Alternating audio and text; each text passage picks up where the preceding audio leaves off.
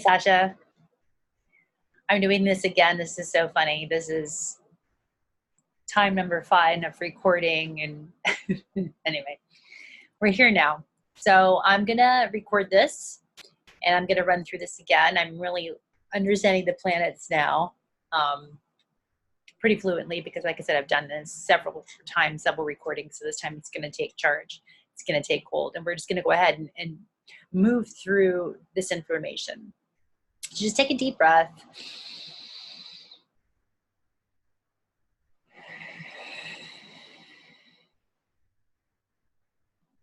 Really just kind of centering ourselves and getting into the frequency of sharing this information with grace and ease.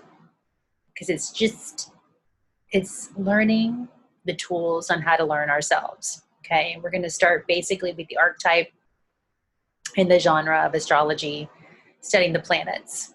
Now, if you think of this whole thing as a movie, it's a screenplay, it's a script, it's a projection that we're in. Astrology teaches us the storyline, the genre of the movie that we're in, the casting characters that we've created and how they act, and where, the location of where these storylines are taking place. All that can be found in the birth chart. How to take care of ourselves, alchemy, chemistry, everything that can be gleaned from the birth chart.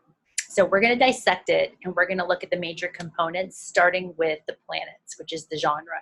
Okay, so when you decide to have scripted this movie of your life, you wanted to start off with themes. So the planets are the themes or the genres of the movie. So did you want to be in a suspense thriller? Did you want to be in a horror movie? Did you want to be in a romantic comedy? Again, these are going to be the heavy-hitting planets, and we all have these components within our charts. It's just depending on which degrees and which house placements, basically where these movies show up, okay? So we're going to start, go ahead and looking, I'm going to screen share, and we're going to look at,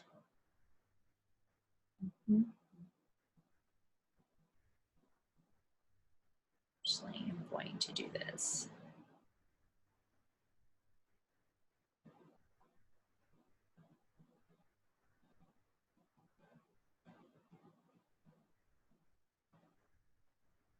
Bear with me one moment. My computer is...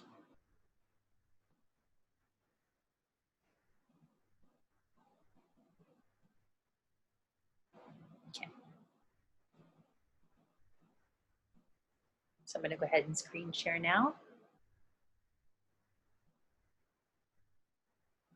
We can take a look at these planets.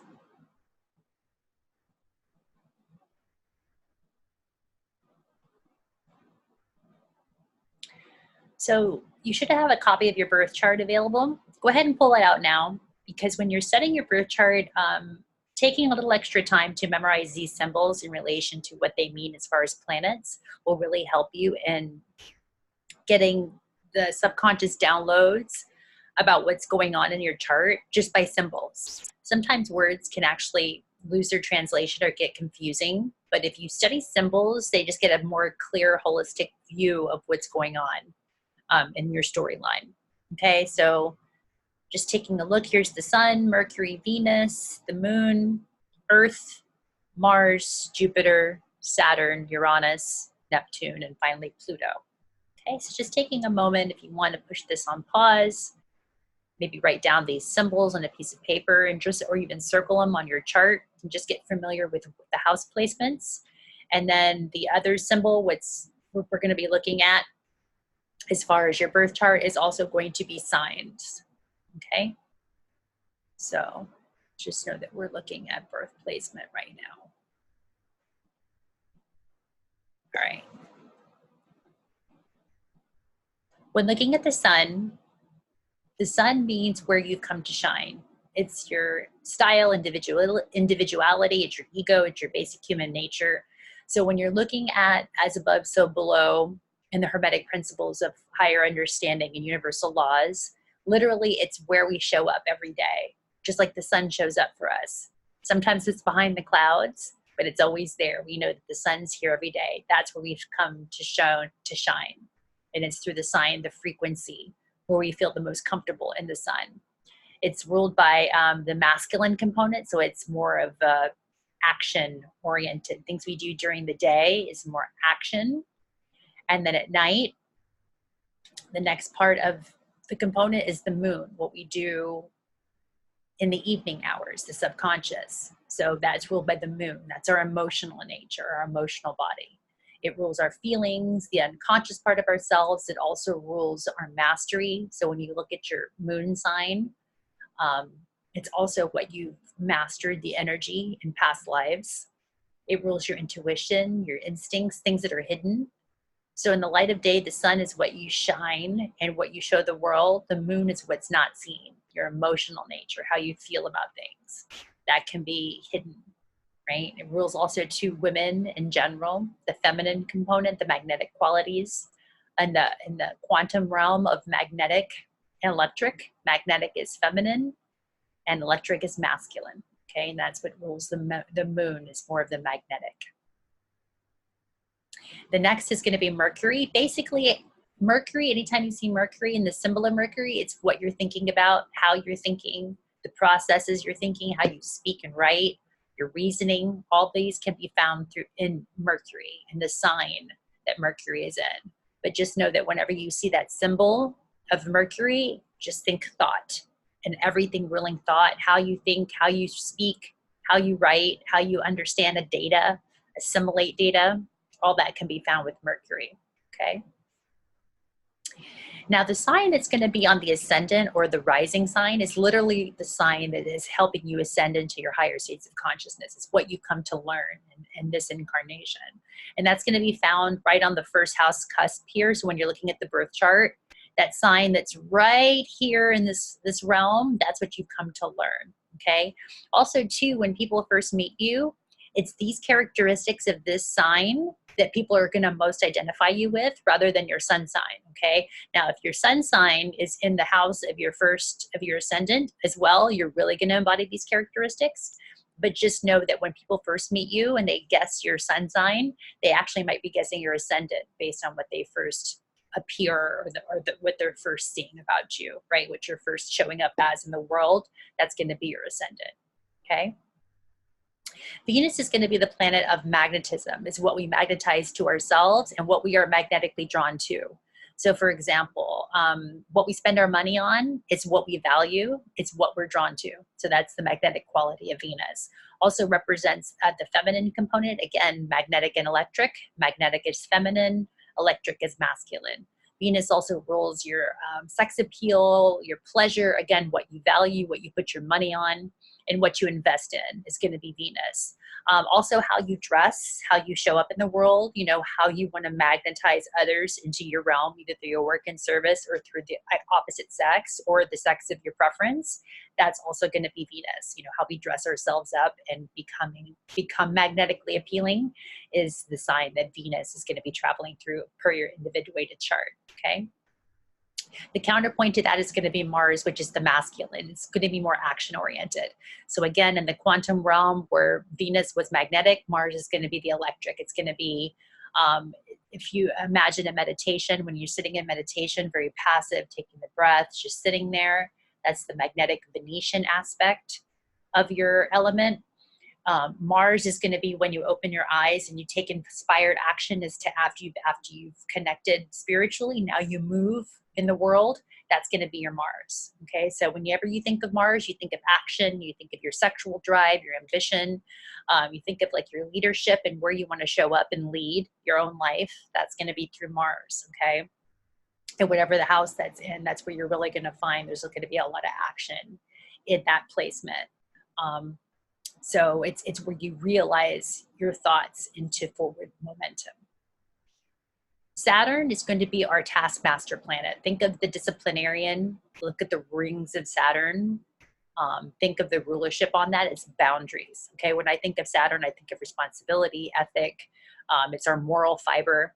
It also rules history, it rules museums, old structures. It rules anything to do with the elder, right? Ancestral lineage, you know, the pyramids, anything old structure has to do with Saturn. It's our maturity. It's, you know, again, our taskmaster. It really teaches us whenever Saturn shows up in our life, it's the responsibility component, what we're learning to be responsible for in others and as well as ourselves. Jupiter is actually going to be the counterpoint to Saturn, where Saturn is going to be the planet of boundaries. Jupiter is the planet of expansion. It wants no boundaries. Jupiter is all about, it's our benevolent planet. So it's actually our good luck planet. Wherever you see Jupiter transiting whatever house, think of that like your Santa Claus or your fairy godmother energy. It's going to be your good luck energy, right? Where you're really going to be supported through financial support, luck, things come into your life that you need it just at the nick of time. That's going to be your Jupiter. Okay. So again, Jupiter is our good luck planet, our benevolent planet, how you attract money. It also is our optimistic planet. You know, Jupiter is the good guy, the good guy to have on our team, or good essence, not man or woman, just good essence to have as far as expansion and good luck. Uranus is going to be the planet of change. So anytime you see Uranus or you know the symbol of Uranus is coming in, you know there's going to be some sort of change happening, whether unexpected, that could be a lottery win, that could be an electrical storm surge and a lightning strike. Again, things that are unexpected, but they could be great opportunities, right? And sometimes out of tremendous unexpected events, opportunities arise, whether for positive or negative. It can be both, right? It's a very ambivalent planet. It's how you perceive it. It also rules science, invention, humanitarian causes. So it has a very aerial perspective of humanity. It's one of the transpersonal planets, meaning it's one of the far-reaching planets in our solar system. So can be very detached, but it also loves unique and different. So whenever you think of Uranus, think of different, unique, unexpected. Okay. And Neptune, that's going to be the planet of illusions. That's going to be where our spiritual planet is. It's where we hide things from ourselves. It's the deep subconscious. It also rules hospitals, institutions, prisons, things that are unseen, that are usually hidden behind the walls of things, even the walls of the subconscious. That's going to rule Neptune. Where Saturn is all about boundaries, you can see the ring around Saturn. Neptune, there's no boundaries. It's a boundaryless planet. So it's the point of origin where our spirit emerges and where we come into experiencing things that are unseen, like the breath. We know we need it to survive, but we can't see it. Okay, that's where Neptune rules. And lastly, we have Pluto. Pluto is going to be our power planet, and it's the point of origin of our souls, okay? It's where we, in the death cycle of our last reincarnation, came into this beginning part of this incarnation with the attributes, traits. It's basically what our soul embodies is through Pluto and where it's come from. And the sign that it embodies is that the characteristics of how it's come to learn and experience on this earthly plane through the death transformation planet of Pluto. So anytime you see Pluto transiting, Pluto is power, Pluto is transformation, it's death, it's rebirth. It's also uncontrolled energy. Think of it like nuclear energy. It's super powerful. When controlled, it can light up a whole city. When not controlled, it can be like Hiroshima and devastate. So really, it's just power. When you think of Pluto, it's neutral energy. It's not good or bad, positive or negative. None of these planets are. It's just how it's utilized in the chart.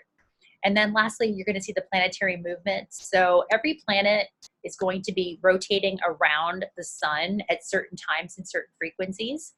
So for example, each month, the sun travels around a sign once a month. So you know that every month there's going to be a different sign. Right now we're in the month of September, so we're in the month of the sun Virgo. And then in 1 month, it's going to change over into Libra, okay? So you can see that there's repeating currents and patterns with the planetary movements. The moon, it moves pretty quickly. It moves every 2.5 days, Mercury every 2 weeks, except when it's in retrograde. And also keep in mind too, Mercury gets the rap for being in retrograde, but every planet actually goes through a retrograde, okay? So just know that we all have a forward momentum with the cycles of the planets. We also have a backward cycles. And it's just the way, it's always moving forward. It's just the way it appears, the appearances are of the planets. Think about 2 trains passing each other. When you look to each other, it's going to seem like it's going forward when really or going backwards when it's really going forward. Okay, so it's that type of illusionary perspective, but that's what retrogrades are. So every planet goes through a retrograde. Venus, the cycle is every month, it goes to a different sign. Mars every 2 months, Jupiter every year. So these first planetary signs here, the Sun, Moon, Mercury, Venus, and Mars, those are what's known as the personal planets because they're the closest to the Earth. As we start expanding and moving out, and the further planets that are away, those are the transpersonal planets.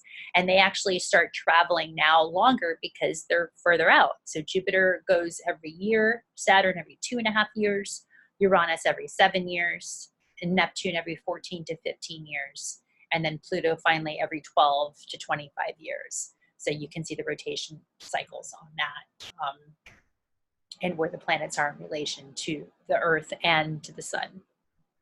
Okay, so this is the next module. We are going to be discussing the signs. And since these are the genres or the major themes of our life cycles, now we're going to be discussing the signs and the actors and how they act out according to our birth charts. And then we're going to be discussing houses after that. Okay. See you in the next module.